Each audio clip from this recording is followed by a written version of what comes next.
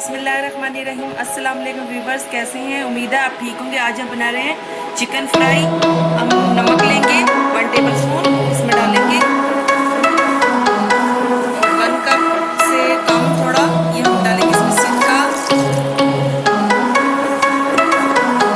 1 गिलास हम इसमें डालेंगे पानी। इसको मिक्स करेंगे और इसको 1 घंटे के लिए हम रखेंगे।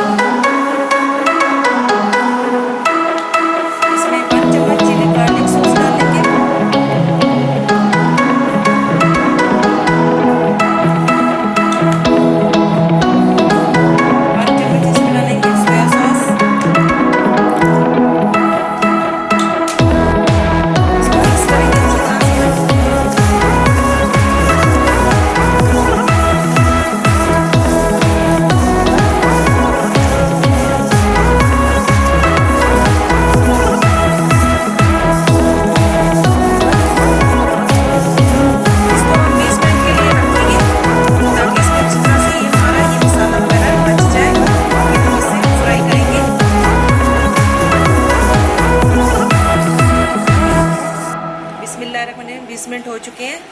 अब हम इसको मैदे में कोट करेंगे इसको अच्छी तरीके से। ये जैसे अब देखें, ये हमने ऐसे इसको अच्छी तरीके से ना, ताकि हमारी जो बोटी है ये मैदे को अच्छी तरह जज़्ब कर लें